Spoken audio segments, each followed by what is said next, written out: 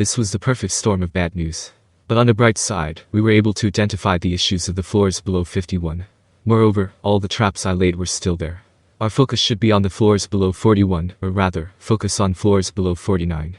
It's just a matter of time before the Tempest Serpent gets beaten. But we don't need to worry. Oh, as expected from Rimuru. Have you already come up with a solution? I see. We don't have to worry as long as you're around. Hearing my words, Baldor and Ramrus's distress seemed to have vanished. I nodded to the two snobs and expressed my ideas. Listen carefully now. As I've just said, I've put all the kick-ass traps below floor 41. Those intruders will have a bad time. Oh, that sounds so reassuring. Oh, I see. By the way, Rimuru, what kinds of traps did you plant there? You wanna know? I'll tell you then. The ultimate trap I had prepared on floor 49 is slime. After passing into certain hallways, there is a mechanism to isolate people. And that's when a bunch of slimes will appear. Those fellows are a pain in the ass to deal with. A large amount of slime would gush forth and coalesce, forming a giant slime that was over 3 meters thick. The path forward, as well as backward, would be blocked, trapping the challengers like fish in a barrel. None of the physical attacks, neither slashing, beating, nor ramming, would work on the slimes. In a tightly sealed hallway, the magic at their disposal would be limited as well. Explosive spells were out of the question because they would probably just end up blowing themselves up. Although individual slimes posed no threat, they would all slowly move into attack. And considering that the challengers would be cornered, this started to shape up as a significant threat. Gahahaha. Now we definitely will win. Aha, it's our win for sure. You two are so naive. I've got many other tricks lined up as well. It was too early to get excited about the concept of meat traps alone. There were still a ton of other traps to go over. Hear all about them and shiver in fear. Slime pool. Although it appears to be a soft-feeling passage at first glance, it is actually a slime. About halfway through, it'll suddenly show its true colors. Slime rain. Fist-sized slimes rain down from above. They will also try to sneak into the openings in your clothes. Watch out for their acidic burn. Slime doll. At first glance it looks like a monster. But it won't get tired after sustaining consecutive attacks from its enemies. It will slowly exhaust the opponent's stamina. The more terrifying aspect of it is that it will splatter strong acid on the enemy's weapons every time it is attacked. Watch out for your weapon's durability. And so on and so forth. There were other traps as well, but all of them were installed with the intent of staggering the enemies, especially the ones aimed at destroying challengers' weapons. Surely, it would be difficult for them to continue fighting after that. At the very least it could help us buy some time. Amazing. Those traps sounded amazing. So, you were saying that we don't need to rely on the traps to take out the enemies directly, but instead only harming them slightly. That's the idea, Baldor. I see. Without weapons, no matter how strong they are, they will probably be intimidated. That's when we can break them. Yeah. It's best to just defeat them straight away, but we can figure out something else if that doesn't work. Right now, we can at least get some more time. It looked like this time my trap's only purpose was to stall for time. Although that was a bit disappointing, we can use the time we earned to think of a countermeasure. Then what will you do with the extra time you've got? Since Valdora asked, I decided to answer seriously. What we should not forget is that our labyrinth is different from the normal one. An advanced labyrinth should be strengthened by overcoming various problems, shouldn't it? Of course we should. Then we just need to improve until we can handle the challengers next time. First, we need to deal with the Daemon. I'll figure something out for him. I also want to change the environment on the boss floors, for which I'll need Ramrus's help. Okay. Adalman was a cardinal, if I recall correctly, his role was the archbishop. Strictly speaking, he was supposed to be the support type. It was a mistake to let him be the guardian alone. What we should have done was finding him a partner to act as the vanguard. Besides, I had some ideas off my own. I'd find Adalman and Ramrus later. Next was the guardian on floor 70. Regarding the elemental colossus, we have no choice but to make a new one. Luckily, it just so happens that the perfect man for the job has returned. I had prepared the materials and planned to rebuild it.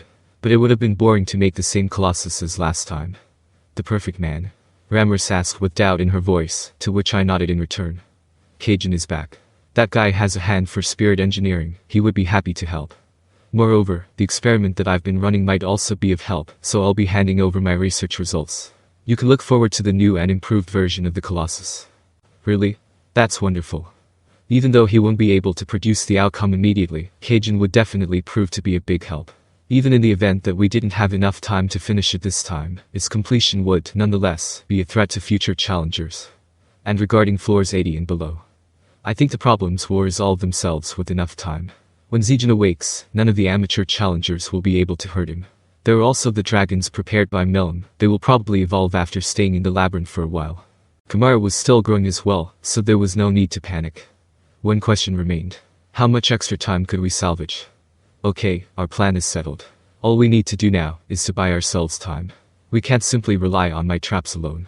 There's one thing I want to try out, and I'll need Vildor and Ramrus's help for that. Of course. I got it. The two of them agreed happily.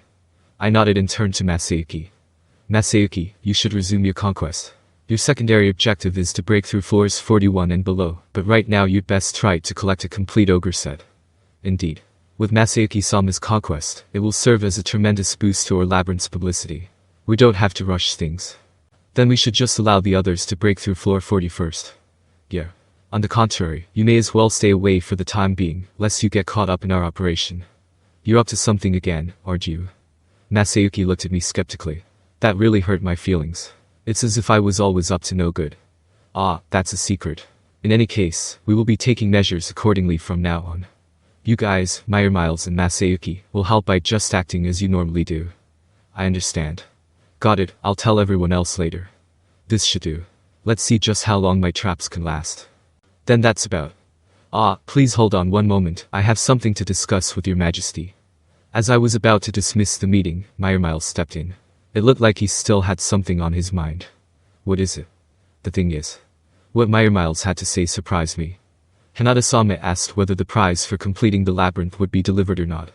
Huh. I couldn't help but gasp. The prize she mentioned was the bait we set for the nobles. We claimed the prizes would be given to people that managed to break through every 10th floor. Did Hinata want those prizes? I mean, she did pull through the floors. Even though she didn't conquer it on the official record, Hinata-sama said that since we challenged it with just means, shouldn't you guys pay us? Miles said, sounding rather troubled. That may be the case, Hinata-san. But aren't we in a two-way street in this regard? We got to do test runs of the floors, and the Holy Knights got to do live fire training. So why should we pay them? Reject her. But is that really okay?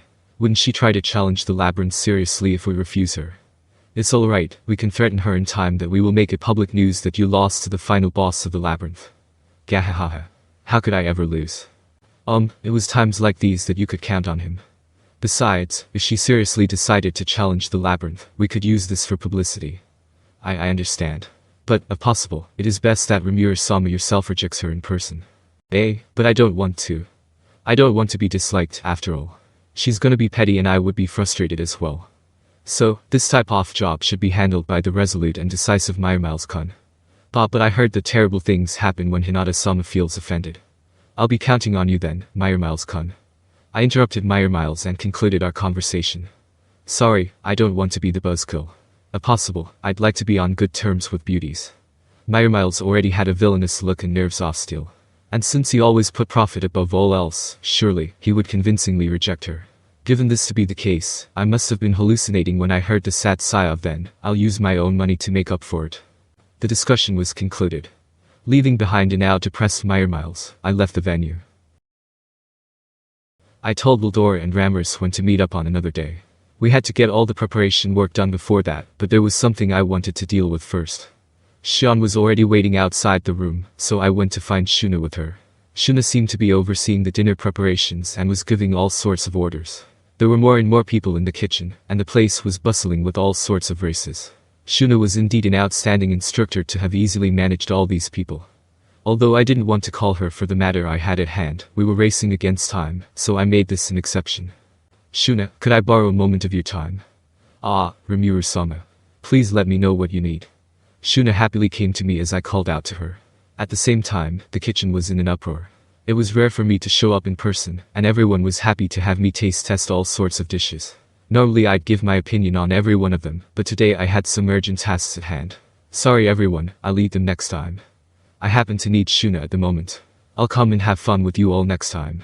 Please do come by. We will be waiting for you. Our skills have all improved, you will definitely be impressed next time you visit. Hearing me say delicious seemed to be the equivalent of giving them a 5-star review. The folks were highly motivated. I look forward to my next visit. Then, Kabichi, I'll leave the rest to you. Yes, Shuna-sama. Please count on me. Kabichi was now the best chef whose skill could only be rivaled by Shuna. When she wasn't present, Gabichi would act as the executive chef. The kitchen was left in good hands. See you guys on another day. After bidding the crowd of disappointed people farewell, we departed. We were headed towards floor 60 of the labyrinth, the one guarded by a domin.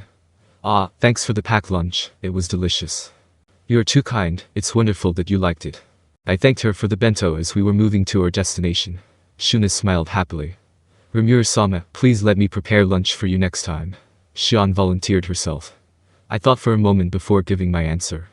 I suppose, since you've grown a bit now, maybe you can try to make lunch with Shuna next time. I figured that Shion had become more reliable nowadays. But still, I wanted to put a safety measure on top of that. With Shuna, surely, Shion wouldn't be able to run wild. Then, Shuna-sama, let's make it tomorrow. Alright, Shion. Let's start with the easy stuff first, please. Shuna and Shion chatted joyfully.